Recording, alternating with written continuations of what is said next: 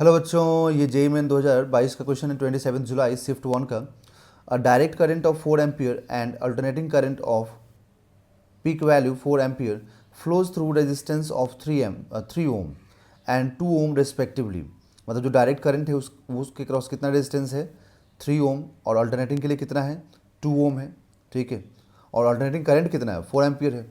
The ratio of heat produced in the two resistance in the same interval of time will be. Same interval of time में पूछ रहा है कि ratio of heat कितना होगा। Okay, सो देखिए ratio of heat के लिए फॉर्मूला दोनों केस में मतलब सेम ही रहेगा यहाँ पर, मतलब हीट का फॉर्मूला।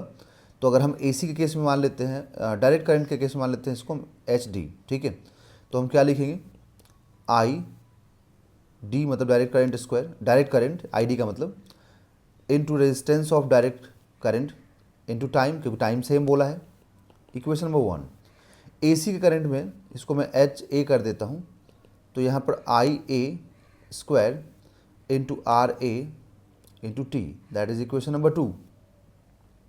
तो अब अगर मैं यहाँ पर h d upon h a कर दूँ, रेशियो ले लूँ, तो मुझे लिखना होगा कि I D square into R D into time divided by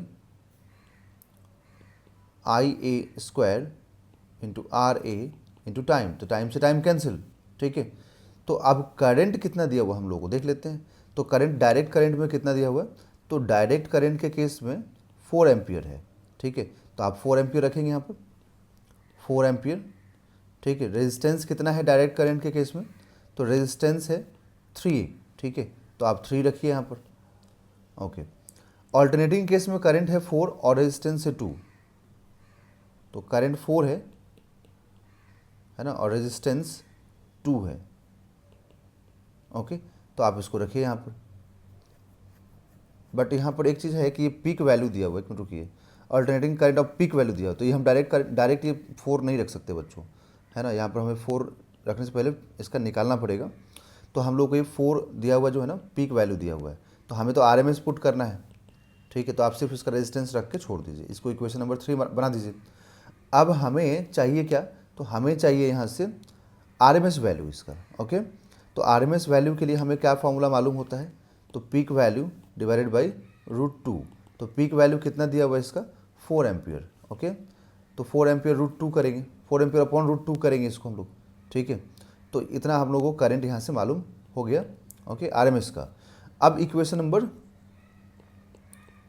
3 में रखिए इसको। तो अब इक्वेशन नंबर 3 में रखेंगे अब, तो 4 का स्क्वायर मतलब ये 4 स्क्वायर हो जाएगा, और ये 3, ये तो हो गया डायरेक्ट करंट के लिए। अब पीक वैल्यू इसके लिए एसी के लिए देखें हम लोग, तो एसी के लिए आरएमएस वैल्यू पुट कीजिए यहाँ पे आई ए की जगह पे। ठीक है, तो आरएमएस वैल्यू रखिए, इसका स्क्वायरिंग कीजिए, और ये 2, तो ये 4 का स्क्वायर तो यहाँ पे दिख रहा है बच्चों मुझे, तो 4 का स्क्वायर दिख रहा है, तो 4 का स्क्वायर से 4 स्क्वायर कैंसिल हो जाएगा, तो ये 3 अपॉन, और ये रेजिस्टेंस का 2, और ये √2 का स्क्वायर। ठीक है, यहाँ पर √2 है तो इसका स्क्वायरिंग तो होगा ही, और ये 2 यहाँ लिख दिया मैंने, और ये √2 का स्क्वायर 2 हो जाएगा, तो 2 से 2 कैंसिल, तो मुझे क्या दिख रहा है 3/1। तो यहाँ से मैं क्या बोलूँगा कि मेरे पास जो हीट का रेशियो आया direct current upon alternating current का, वो 3/1 आया, 3:1 आया बच्चों।